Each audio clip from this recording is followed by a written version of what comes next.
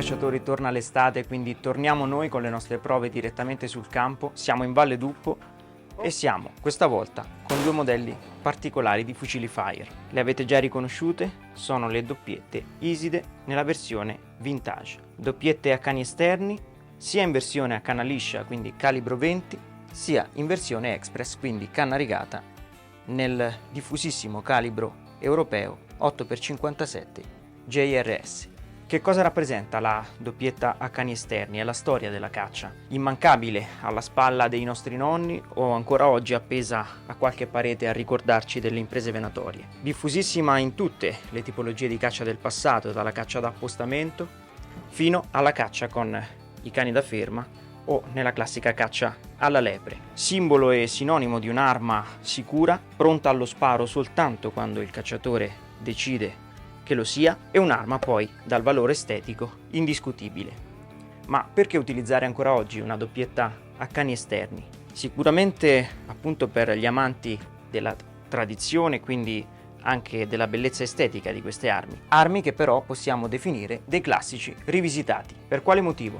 Perché abbiamo ovviamente tutto il fascino di un'arma classica, ma anche degli accorgimenti che la rendono un'arma oggi tecnologicamente anche avanzata. Qual è il nostro obiettivo di questa giornata? Ovviamente farvele vedere in azione e andare a provare la loro funzionalità, tutto quello che possono garantire in termini quindi di precisione e divertimento, poi direttamente nei terreni qui al campo da tiro e poi a caccia. Per coloro che oggi scelgono di utilizzare a caccia questo tipo di arma, infatti, è disponibile innanzitutto una cameratura Magnum da 76 che quindi dà modo di sparare tante diverse tipologie di munizioni e di cariche a seconda della tipologia di caccia. Poi, altro dettaglio tecnico fondamentale, la possibilità di assemblare alle canne degli strozzatori interni e intercambiabili, sempre a favore della versatilità finale dell'arma. Ovviamente una leggerezza che era impensabile nelle armi del passato. Vedete le forme snelle, affusolate di queste armi che raggiungono al massimo i 2,8 kg, quindi armi dal brandeggio rapido, istintive nella presa di mira e piacevoli anche da trasportare durante le giornate di caccia in cammino.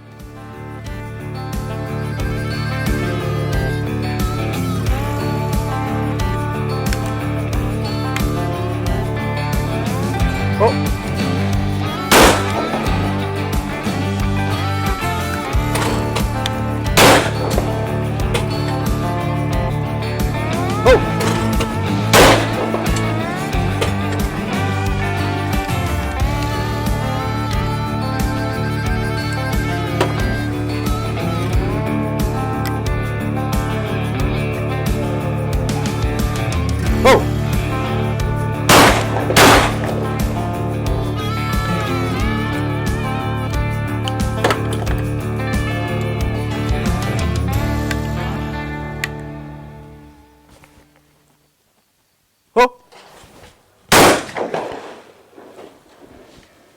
Andiamo ad assemblare insieme l'arma, che si presenta nel calibro fra i più apprezzati per la caccia agli ungulati europei. Abbiamo il calibro 8x57 JRS. Come vedete, subito gli assemblaggi perfetti, un'arma che si distingue non solo per l'eleganza ma anche per la compattezza delle linee, perché deve ovviamente servire il cacciatore nell'ambiente della caccia in battuta, quindi nel bosco e in quello che è un tiro istintivo. Quando parliamo di eleganza, ovviamente facciamo riferimento non solo ad una bascula dal profilo arrotondato, round body, ma anche alla sua finitura tartarugata. Vedete l'ottima realizzazione dei cani, il profilo del calcio, un profilo a dorso di cinghiale con appoggio, un calcio in configurazione bavarese e una stina, oltre che ben abbinata per estetica, anche molto funzionale, perché abbiamo una coda di castoro, lascia quindi un brandeggio molto sicuro, una presa molto salda dell'arma. Le mire metalliche corrispondono ad un mirino regolabile in maniera millimetrica in fibra ottica e una tacca ad alta visibilità. Abbiamo una bindella da 7 mm dove appunto facevamo riferimento a quella che è una rivisitazione anche in chiave moderna, abbiamo la possibilità di alloggiare qualsiasi tipo di dispositivo ottico perché sono presenti appunto predisposti gli attacchi. Gli zigrini dei legni che troviamo nell'impugnatura del calcio e nella stina sono in tema scozzese e hanno un ottimo grip. Il sistema di scatto è ovviamente bigrillo per due ragioni: ovviamente il richiamo alla tradizione, ma anche un'arma che vuole dare la certezza sempre nella caccia. Nel caso di malfunzionamento di uno dei due cani abbiamo sempre a disposizione un colpo da sparare.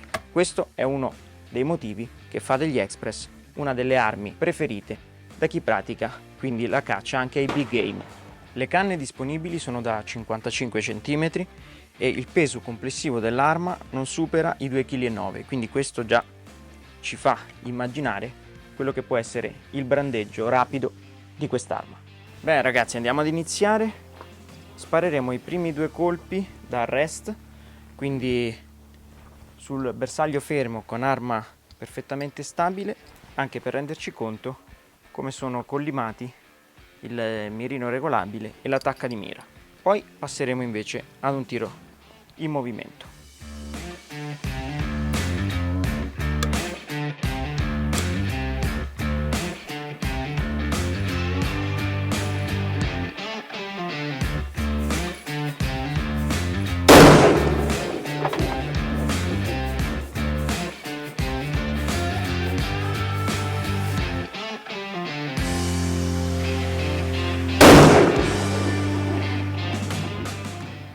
Estrazione dei bossoli ovviamente manuale, ecologica, coerente con quella che è l'arma classica.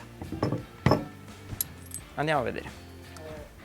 Eccoci, ecco i 2 colpi ravvicinati che abbiamo appena sparato.